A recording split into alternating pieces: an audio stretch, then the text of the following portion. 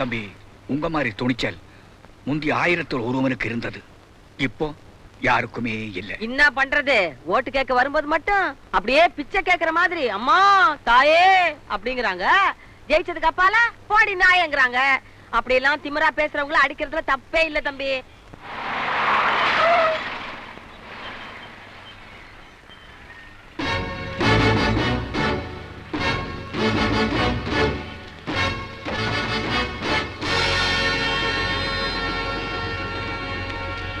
எம்எல்ஏவை நீதானே அடிச்ச? அடிக்கிறதா? நீங்க வேற. தம்பி கொடுத்த குடுப்புல எம்எல்ஏ மூஞ்சி அப்படியே பிச்சுன்னு புடிச்சு. ஜீப்ல ஏறா. ஏண்டா மாதவா? ஏய் இருடா. ஏண்டான்னு சொல்லும் போதே உங்களுக்கு இவ்வளவு கோபம் வருது இல்ல? அந்த எம்எல்ஏ எவ்வளவு திமிரா பேசினா தம்பிக்கு கோபம் வராது? எம்எல்ஏ கம்ப்ளைண்ட் கொடுத்திருக்காரு, ஜீப்ல ஏறு. எம்எல்ஏ கம்ப்ளைண்ட் கொடுத்ததும் உடனே எகிரி குதிக்கிறியே. ஏழைங்க கம்ப்ளைண்ட் கொடுத்தா இவ்வளவு வேகமா ஆக்ஷன் எடுப்பீங்களா? தினம் எத்தனை ஏழை பெண்கள் கற்பழிக்கப்படுறாங்க, ஆக்ஷன் எடுத்திருக்கீங்களா? ஏன் இந்த ஏரியா இன்ஸ்பெக்டர் போலீஸ் ஸ்டேஷன்லயே வச்சு ஒரு பொண்ணை கெடுத்தாங்க, அவன் மேல இன்னும் ஆக்ஷன் எடுத்தீங்க. அந்தால வேற ஊருக்கு மாத்திட்டோம். வேற ஊருக்கு மாத்திட்டா அதுக்கு பேரு தண்டனையா? இங்க வாங்குற லஞ்சத்தை அங்க வாங்க போறான். இந்த ஊர் ஸ்டேஷன்ல கற்பழிக்கிறதுக்கு பாரா, அந்த ஊர் ஸ்டேஷன்ல கற்பழிக்க போறான். தப்பு பண்றவங்களை எல்லாம் விட்டுடுவீங்க, தட்டி கேட்டுட்டா மட்டும் குடு குடு குடு ஓடியாந்துருவீங்க அரெஸ்ட் பண்றதுக்கு, கையில வேலங்கு ஒண்ணு தூக்கிக்கின்னு. உங்க டிபார்ட்மெண்ட்ல தப்பு பண்றாங்களே அவங்களுக்கு மாட்டறதுக்குன்னே தனியா விலங்கு பேட்டரியா கட்டணும்யா. இப்போ ஒழுங்கா வரல உதச்சு கூட்டி போக வேண்டியிருக்கும். எம்எல்ஏவை அடிச்சதுக்கு நீ அரெஸ்ட் பண்ண வந்திருக்க. இப்போ ஒன்னு அடிச்சா யார் அரெஸ்ட் பண்ண வருவா? ஐஜியா? எடு. பொதுமக்கள் கேள்வி கேட்டா பொறுமையா பதில் சொல்றவன் தான் போலீஸ்காரன். சட்டத்தை நீ மதிக்கிறே இல்லையோ, நான் மதிக்கிறேன். வா போகலாம். தம்பி நீங்களாம் எங்கேயே இருங்க, இவங்க என்ன பண்றாங்கன்னு பார்த்துட்டு வரேன். ஆமா சார், அவனை இங்கதான் வச்சிருக்கோம். லோக்கல் இன்ஸ்பெக்டர் பெத்த பெருமாள் இங்கேயே வர சொல்லி கேஸ் ஃபைல் பண்ண சொல்லியிருக்கேன். யோ, பேரு அப்பா பேரு எல்லாம் சரி. பேரனையா? போஸ், சுபாஷ் சந்திர போஸ். அப்பா பேரு? உடையார். என்ன சொன்னீங்க? மதுரை உடையார். ஒரு நிமிஷம் சார், அவர் உடையார் சொன்னா சார். என்னது உடையார் சொன்னா? இந்த ஏரியா சார், சேர்ல உட்காருங்க. வேணாம் வேணாம், டேபிள் உட்காருங்க. ஒரு நிமிஷம் வந்துடுறேன் சார். ஐயோ தெரியா பேசிட்டேனே. சார், எம்எல்ஏ அடிச்சவரு உடையார் சன்னாம் சார். என்னது? எம்எல்ஏ அடிச்சது உடையார் பையனா? கொஞ்சம் வெயிட் பண்ணுங்க, நான் சீஃப் மினிஸ்டர் கேட்டு சொல்றேன். அறிவிருக்க உனக்கு உடையார் பையன் தெரிஞ்சதும் உடனே அனுப்பி வைக்க வேணாம். எவன் கம்ப்ளைண்ட் கொடுத்தா என்னையா? உடனே அனுப்பி வை. தள்ளியா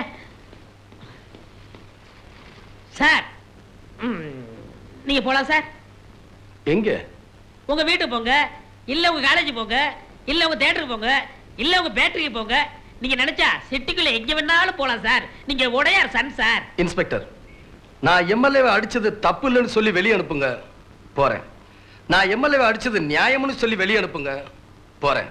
ஆனா உடையார் மகங்கிறதுனால அனுப்புனா நான் போக மாட்டேன். உடையார் சார் இப்படிலாம் பேசக்கூடாது சார். தயவு செய்து போங்க சார். ஏயா இன்ஸ்பெக்டர்? ஏண்டா இன்ஸ்பெக்டர் கூட நீங்க சொல்லலாம்.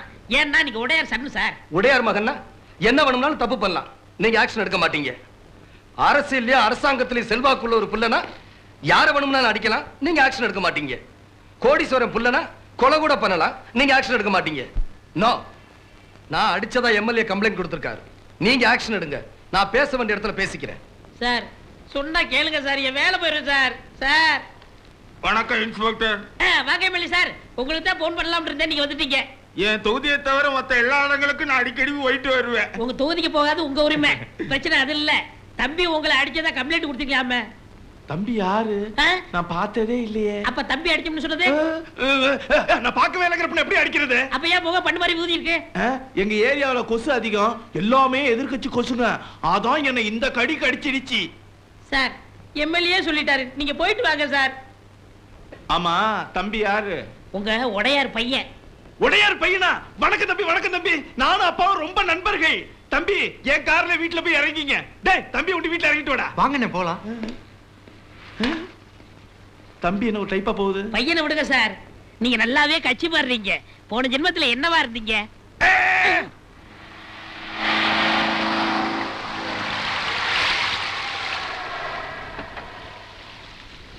ஐயா, உங்களை பாக்குறதுக்கு கலெக்டர், கமிஷனர், முத்துகிருஷ்ணன் எம்பி யாரா இருந்தாலும் வெயிட் பண்ண சொல்லியா? வணக்கம் வணக்கம் வணக்கம் வணக்கம். எல்லாம் கொஞ்சம் இருங்க, வந்துடுறேன். வணக்கம்மா.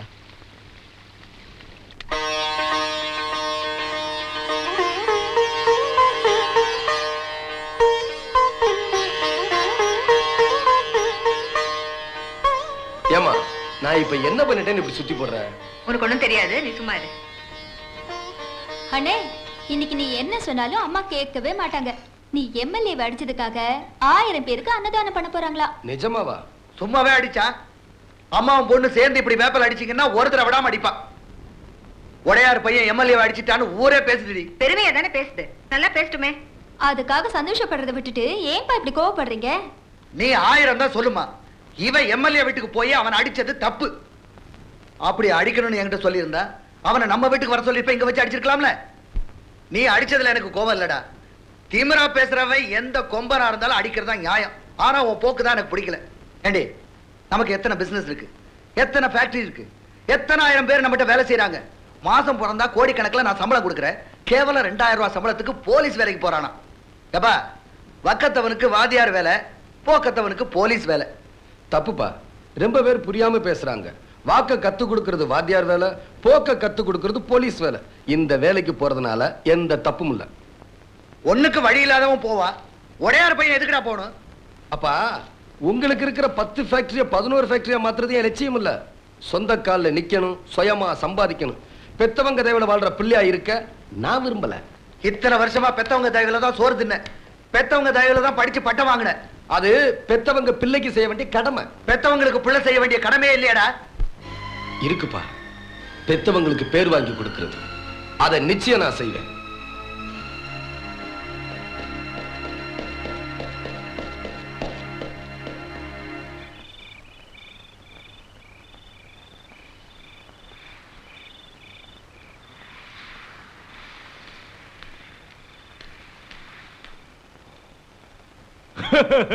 என் நிலைமையை பாத்தீங்களா? ஆஸ்பத்திரிக்கு மருந்து போடலான்ட்டு போனேன். என் அடிப்பட்ட மூஞ்ச பார்த்து கம்பவுண்டர் எவ்வளவு சந்தோஷப்பட்டா தெரியுங்களா? 3 மாசமா சம்பளம் வாங்காத கவலை எல்லாம் உன் மூஞ்ச பார்த்தோன்னு பறந்து போயிடுச்சுன்னு சொல்றாங்க. தொகுதி மக்கள்கிட்ட அவ்வளவு நல்ல பேரு. தொகுதி கிடக்குதுங்க தொகுதி. எலெக்ஷன் நேரத்துல எதையாவது சொல்லி ஏமாத்தி ஓட்ட வாங்கிடலாம். வீட்டுல என் பொண்டாட்டி என்ன மதிக்க மாட்டேங்கிறாங்க. அந்த ஊர் எம்எல்ஏ பாரு, தாசில்தார ஓட ஓட விரட்டுறான். இந்த ஊர் எம்எல்ஏ பாரு, இன்ஜினியரை எட்டி உதைக்கிறான். பொம்பளை எம்எல்ஏ பாரு, போலீஸே மிரட்டுறா. நீ என்னடா அடி வாங்கிட்டு வந்து நிக்கிறியேன்னு காரி துப்பிட்டா. இவ்வளவு வருத்தப்படுற ஆளு பின்ன ஏன் போலீஸ் ஸ்டேஷன்ல போய் அடிக்கலன்னு சொன்ன? சீஃப் மினிஸ்டர் தான் போன் பண்ணி அப்படி சொல்ல சொன்னாரு. அவர் அடிச்சிருந்தா அப்படி சொல்லுவாரா? கேட்டுக்க வேண்டியதானே? கேட்டிருக்கலாம். வெத்து பேப்பர்ல என்னட்ட கையெழுத்து வாங்கி வச்சிருக்காரு. எம்எல்ஏ பதவியை ராஜினாமா பண்ணிட்டேன்னு அதுல எழுதி சபாநாயகருக்கு அனுப்பிச்சிட்டாருன்னா என் பதவியில போயிடும். அவமானப்பட்டாலும் பரவாயில்ல, பதவியில் இருக்கணுங்கிற. இப்ப எல்லாருமே அப்படித்தானே இருக்காங்க. சரி சரி, இப்ப என்ன பண்ணணும்னு சொல்லு. இன்னைக்கு என்ன அடிச்சா நாளைக்கு இவர் அடிப்பான், அவர் அடிப்பான், ஏன் உங்களையே அடிப்பான். இதோ பாருங்க, நீங்க தான் அடுத்த முதலமைச்சர்னு நாங்க நம்பிக்கிட்டு இருக்கிறோம். நீங்க ஆக்ஷன் எடுக்கல, நிலைமை ரொம்ப அசிங்கமாயிடும். அடிக்கிறதுக்கு நிறைய பேர் கிளம்பிடுவானுங்க. யோ, என்ன நம்பி இருக்கிற எந்த எம்எல்ஏவும் நான் கைவிட மாட்டேன். அவன் உன்ன அடிச்சானே, என்ன அடிச்சானே?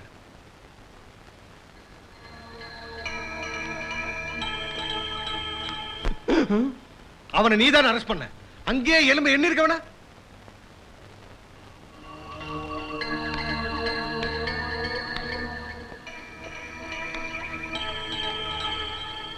அவனை நான் பாத்துக்கிறேன். இவருக்கு பாதுகாப்பா?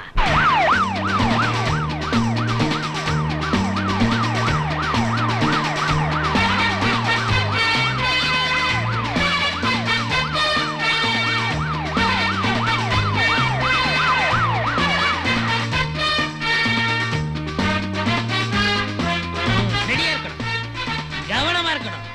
இவரை பாதுகாக்க வேண்டியதா நம்மளோட டியூட்டி. வெயில பத்தியோ மழைய பத்தியோ நம்ம குடும்பத்தை பத்தியோ கவலைப்படாம வேலை பார்க்கறதா நம்ம போலீஸ்காரங்களோட தலையெழுத்து. ஜாக்கிரதையா இருக்கணும்.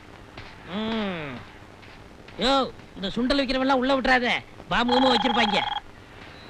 இப்ப காத்து வாங்க பீச்சுக்கு வந்திருக்காரு சார். ஆமாமா, தேவையான போலீஸ் பாதுகாப்பு போட்டிருக்கேன்.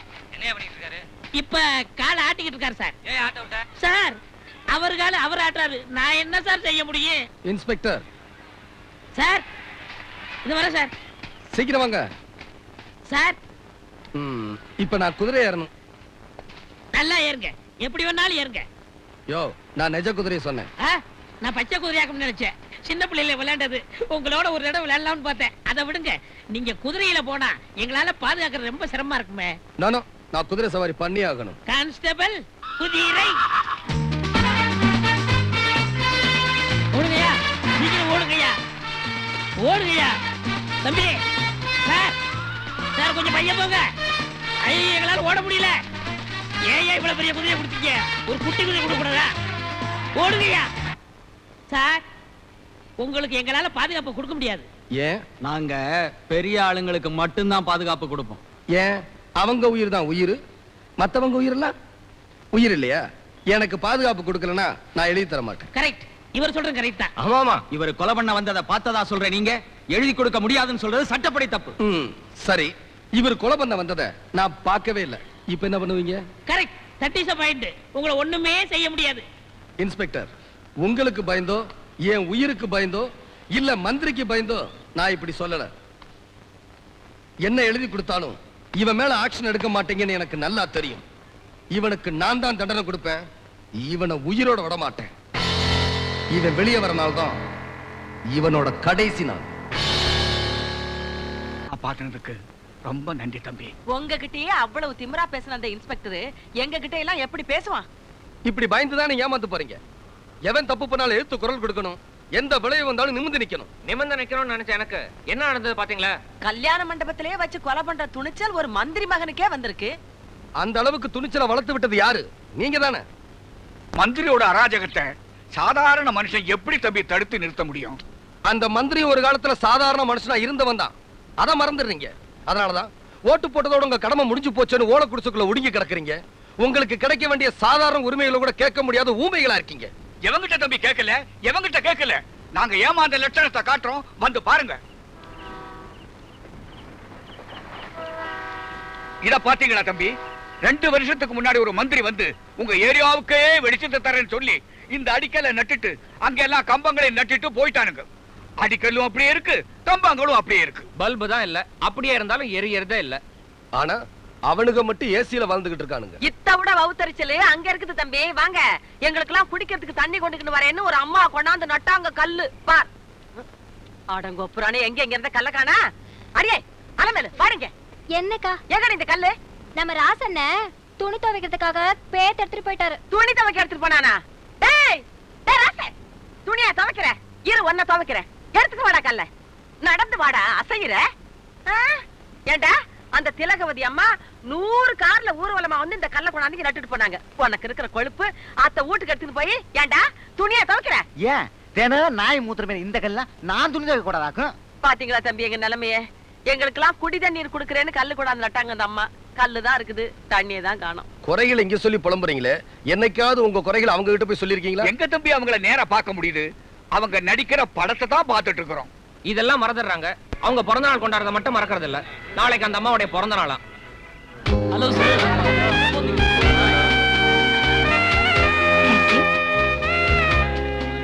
மந்திரி வணக்கம்மா. கொண்டாய மானே. Thank you so much. அம்மா, இப்ப நான் மந்திரியா வரல, உங்க ரசிகனா வந்திருக்கேன். நீங்க நடிச்ச படம்னா ஒண்ணு கூட விடுறதில்ல. உங்க டான்ஸ்னா எனக்கு ரொம்ப உசுரு. Thank you. வணக்கம்மா. கும்பிடு. வாங்க. நீங்க வருவீங்கன்னு நான் நினைக்கவே இல்லை. முதல்ல பார்சல குத்துருங்க தம்பி, கை வலிக்க போகுது. இது எங்களோட பிறந்தநாள் பரிசு. நீங்க என்ன பரிசு கொண்டு வந்திருக்கீங்கன்னு பார்க்க ஆசையா இருக்கு. இப்பயே பிரிச்சு பார்க்கட்டுமா? பிரிச்சு பாத்தீங்க ஆடி புடுங்க ஆடி.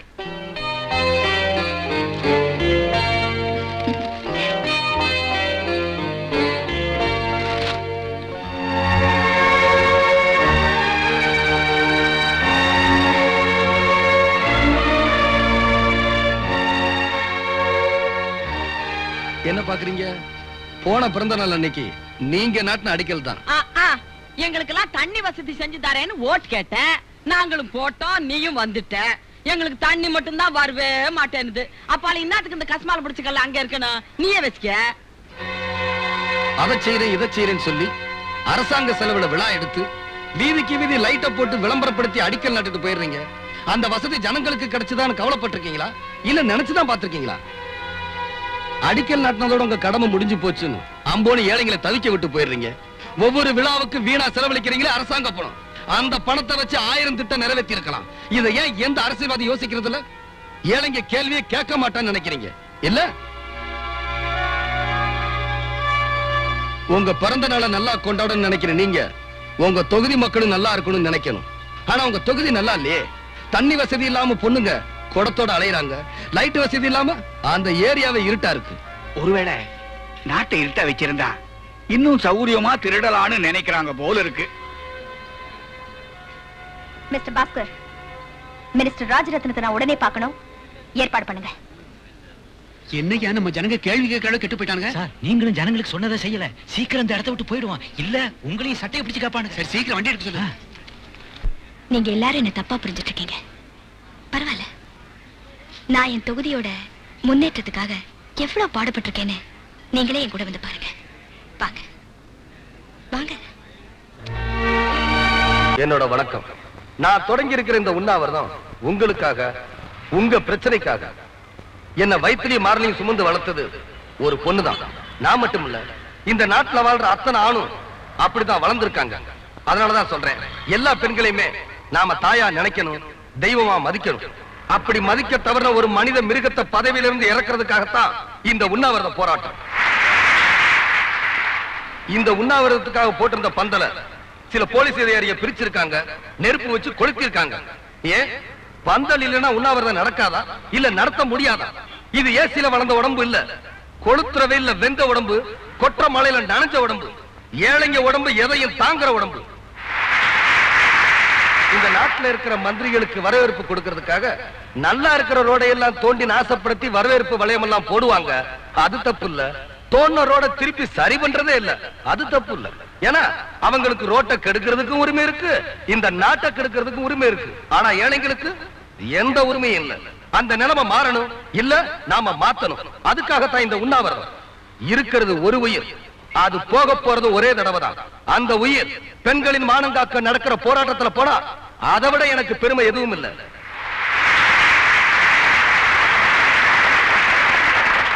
இந்த உண்ணாவிரதத்துல கலந்துக்கணும்னு வந்திருக்கிறவங்க எல்லாத்துக்கும் வணக்கம். நாங்க பேசுறதுக்கு இங்க மைக்கு இல்ல, அத பத்தி எங்களுக்கு கவலையே இல்ல. பொம்பளைங்க சத்தம் போட்டா 8 ஊருக்கு கேட்கணுவாங்க, அது அந்த காலம். இப்போ 8 ஸ்டேட்டுக்கும் கேட்கும். ஆந்திரா அலரும், பஞ்சாப் பதரும், கர்நாடகா கலகலக்கும், கேரளா கிடுகிடுக்கும், பீகார் பிச்சுக்குன்னு போவோம். ஆனா சில மானங்கட்ட பேமானிங்க பொம்பளைங்களை மதிக்கிறதே இல்ல. அவனுங்க கையில எல்லாம் நான் ஒண்ணு சொல்லிக்கிறேன், பொம்பளைங்களை மதிக்காதவன் எவனும் பதவியில நிலைச்சது இல்ல, நல்லா வாழ்ந்தது இல்ல. இப்பெல்லாம் தெரிஞ்சிருந்தும் ஒரு புறம்போக்கு மந்திரி ஒரு பொம்பளைய, அது ஒரு எம்பிய மானபங்கப்படுத்திட்டு மந்திரி பவரை வச்சு போலீஸ வச்சு முழு பூசணிக்காய சோத்துல மறைச்ச மாதிரி மறைச்சுக்கலாமா? இந்த நாட்டுல ஒரு எம்பிக்கே இந்த கதின்னா ஒண்ணும் தெரியாத அப்பாவி பொண்ணுங்களுடைய நிலைமை என்ன? நம்மள மாதிரி ஏழை பொண்ணுங்களுடைய கதி என்ன? பொண்ணுன்னா பேய் இறங்குன்னு சொல்லுவாங்க, ஆனா அந்த நாய் கச்சிடுச்சு. அந்த வெறி நாய பதவியில இருந்து விரட்டுறதுக்குன்னு நம்ம வவுத்துல பிறக்காத புள்ள, கூட பிறக்காத தம்பி சுபாஷ் சந்திர போஸ் இந்த போராட்டத்தை தொடங்கி இருக்கு. இந்த போராட்டத்தை தடுக்க நினைக்கிறவங்களையும் தம்பியை அழிக்க நினைக்கிறவங்களையும் ஆட்டிப்பிடுவாட்டி. இது நெத்தியடி நாகம்மாவுடைய சவால் மட்டும் இல்ல, இந்த நாட்டுல இருக்கிற ஒவ்வொரு பொண்ணுங்க மனசுல எரியிற நெருப்பு. அத்த மதிக்கல பிஞ்சிரு செருப்பு.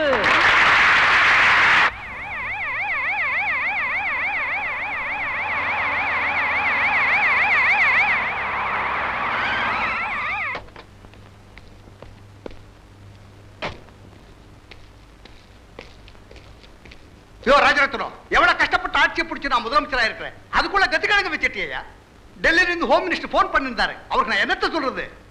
கள்ள ஓட்டு போட்டு ஆட்சி பிடிச்சு கூட கவுந்தர் போல இருக்கே. நீங்களே கவுத்துருவீங்க போல இருக்க.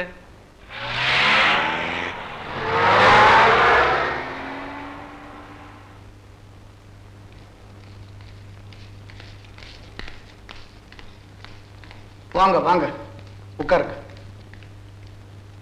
தேர்தலுக்கு கட்சியோட கூட்டணி வச்சிட்டதுனால எங்க போனாலும் என்ன போட்டு ஏறி நேரானுங்க. குழாயடி, கோயில், ரேஷன் கடை எங்க பார்த்தாலும் இந்த பொம்பளைங்க திலகவதி விஷயத்தை பத்தி தான் பேசிட்டு இருக்காங்க. ஐயாவோட பேச்சு கட்டுப்படுதா எங்க சாதி சனா கம்முன்னு இருக்காங்க. எல்லாத்துக்கும் இவர்தான் காரணம்.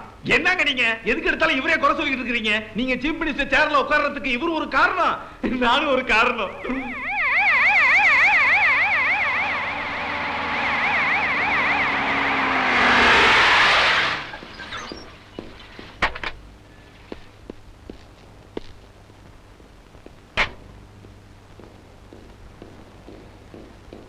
என்னையா ஐஜி, என்ன ரிப்போர்ட்ஸ் வந்தது? தமிழ்நாடு முழுக்க கலாட்டா பரவிடுச்சு சார். கல்வீச்சுல 200 பஸ் சேதமாயிருக்கு. கலவரத்தை கட்டுப்படுத்த நடந்த துப்பாக்கி சூட்ல திருச்சியில 3 பேரும், கம்பத்துல 4 பேரும் செத்துட்டாங்க. 7 பேர் செத்துட்டாங்களா? இந்த விஷயம் பேப்பர்ல வந்தா எல்லாருக்குமே தெரிஞ்சிடுமையா? அது பேப்பர்ல வராது சார். யாருக்கும் தெரியாம நாங்க மறைச்சிட்டோம். சும்மா பேசாதயா. நீங்க லேடி கான்ஸ்டபிளோட சுத்தறத பேப்பர்ல கிழிச்சானுங்களே, அதையே உங்களால மூடி மறைக்க முடியல. கவர்மெண்ட் விஷயத்தை மறைக்க போறீங்களாக்கும். அந்த லேடி கான்ஸ்டபிள் பேர் என்ன? இது உனக்கு தேவைதானா? இல்ல 6 தடவை எம்எல்ஏ இருந்தவன், எதுவுமே அனுபவிக்கல. அடுத்தல உனக்கு சிரிக்கடை போயா. ஆவுன்னா குனிஞ்சிரு. கும்பகோணம் தொகுதி கொஞ்சம் சொல்லு. தம்பி, எதிர்க்கட்சி மாலையோட வருது. வரட்டும். வணக்கம். வாங்க எல்லாருக்கும் வணக்கம். கொண்டாயா நில்லுங்க. இப்ப எனக்கு எதுக்கு மாலை? என்னங்க இப்படி கேட்டீங்க? இந்த நாட்டுல பெண்களுக்கு பாதுகாப்பு இல்ல, அவங்க மானத்தோட வாழ முடியல, அதை கண்டிச்சு அறப்போராட்டம் நடத்துற உங்களுக்கு ஏன் ஆதரவும் என் கட்சியோட ஆதரவு எப்ப உண்டுங்க? அதுக்கு தாங்க இந்த மாலை. அடாடா அடாடா அடாடா, பொண்ணுங்க மேல எம்மா கரிசனம், எம்மா அக்கறை. ஏயா தலைவரே, உங்க ஆட்சியில பொண்ணுங்களுக்கு கோயில் கட்டி பூசை பண்ணுனீங்களாக்கும். சட்ட ஒழுங்கு கெட்டு போனதுக்கு பிள்ளையார் சொல்லி போட்டதே நீங்க தானையா? எதிர்கட்சின்னா அரசாங்கம் பண்ற நல்லதை ஆதரிக்கணும், தப்ப தட்டி கேட்கணும். ஆனா நீங்க நல்லதை ஆதரிக்கிறதே இல்ல. எங்கயாவது போராட்டம் நடந்தா மட்டும் தூண்டி விட்டு வேடிக்கை பாப்பீங்க. கோவப்பட்டா அவன் மூஞ்சி அசிங்கமாகுது, கோசிக்காம கம்முன்னு போயிடு. இப்படி எல்லாம் ஏழைகளை ஏமாத்தி ஓட்டு வாங்க முடியாது, போயிட்டு வாங்க.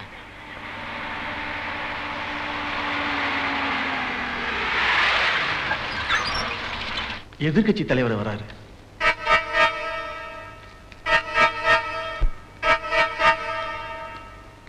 ஆமா, என்ன பார்க்க திடீர்னு கட்சி ஆபீஸ்க்கு வந்துட்டீங்க? இங்க பாருங்க, நீங்க 6 வருஷம் முதலமைச்சரா இருந்தீங்க, 600 கோடி ரூபாய் சம்பாதிச்சீங்க. எங்க கட்சி ஜெயிச்சு நான் 7 வருஷம் முதலமைச்சரா இருந்தேன், 700 கோடி ரூபாய் சம்பாதிச்சேன். இப்ப நீங்க மறுபடியும் முதலமைச்சரா இருக்கீங்க, எவ்வளவு வேணாலும் சம்பாதிங்க. ஆனா நான் இப்ப என்ன சொல்றேன்னா, ஒண்ணு நீங்க இருக்கணும், இல்ல நான் இருக்கணும். புதுசா ஒரு சக்தி வந்துடக்கூடாது. என்னைய சொல்ற? உடையார் மகனை சொல்றேன். அவனை நீங்க வளர விட்டுட்டீங்க, இப்ப அவன் தலைவன் ஆயிட்டான். முதல் நான் என்ன செய்யணும் அதை சொல்லு. உடையார் பையன் யோசிக்காம உடனே நீங்க அவனை அரெஸ்ட் பண்ணணும். நாட்டுக்கு நல்லது பண்றதுன்னு சொல்லிக்கிட்டு புதுசா எவன் வந்தாலும் சரி, அவனை நாம நசுக்கணும். இதுக்கு நீங்க என்ன நடவடிக்கை எடுத்தாலும் சரி, வெளியதான் எதிர்த்து குரல் கொடுப்பேன், உள்ளுக்குள்ள ஒத்தாசையா இருப்பேன்.